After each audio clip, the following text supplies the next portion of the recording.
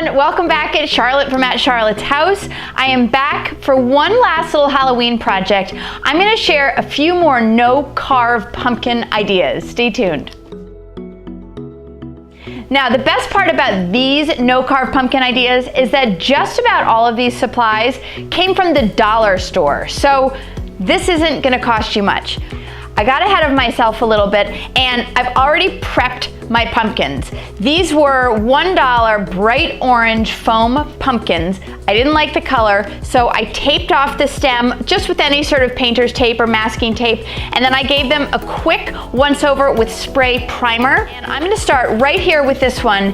This pumpkin, you can see it still has a little bit of that orange tone to it. I don't love that bright white, so I've grabbed just a variety of chalk paint from my stash, and I'm gonna go over this with a mixture of sort of whites and off-whites, and I'm just gonna try to take that brightness off of it.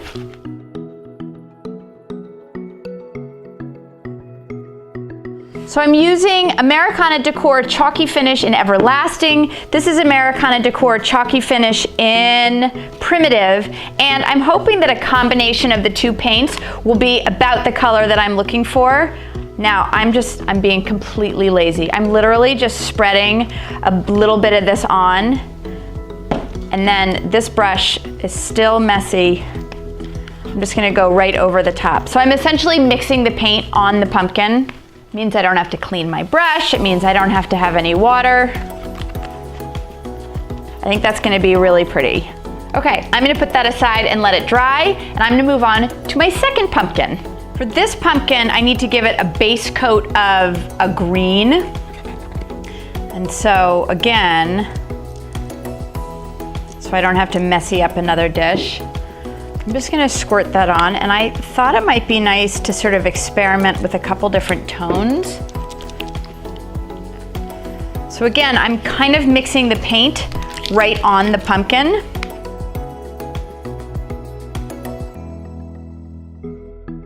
One of the things I love is that the blue and the green has a little bit of a striated, kind of streaky effect, which is a little bit what I was going for.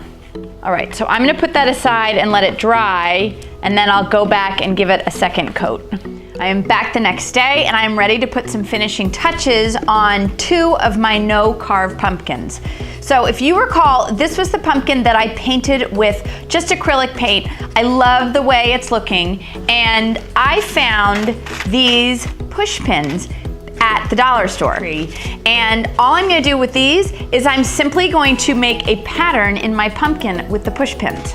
You couldn't make up an easier project. Again, I am using foam pumpkins, but if you have real pumpkins, this project would work just as well because those push pins will stick right into the real pumpkin, just like they're sticking into this foam pumpkin. This, if you recall, was the pumpkin that I gave a coat of chalk paint to, just to take off that white edge a little bit. So I'm gonna remove the tape from this one. And this one I have something fun planned for.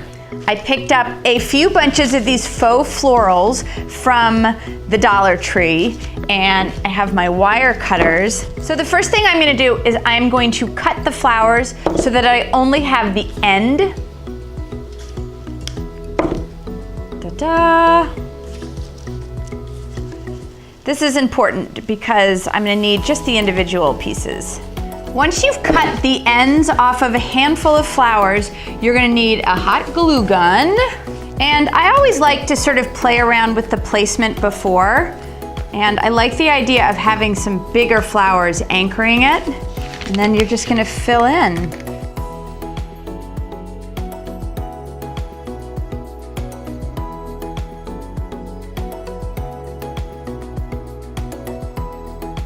One of the things that you guys know I'm a little bit obsessed with this season is paint pouring. So I thought I should combine paint pouring with pumpkins. So I'm starting with my pouring medium. And again, when you're mixing pouring medium with acrylic paint, you typically want to have about a 1-to-1 ratio. Again, I'm gonna do a clean pour, so I'm gonna keep my colors separate.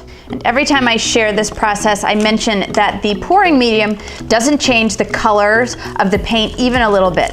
Doesn't dilute them or water them down. These colors are just about the same as what you see coming out of the bottle.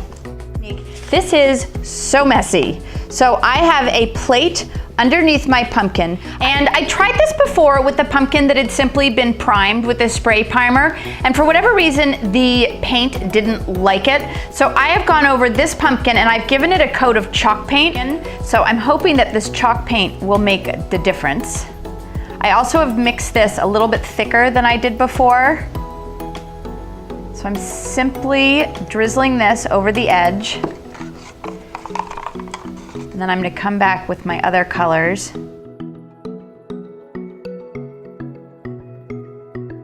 And just like regular paint pouring, the more you sort of manipulate it, the more you're going to get paint into the nooks and crannies. This paint already appears to be sticking to the pumpkin a lot more than it did before, so I am thrilled.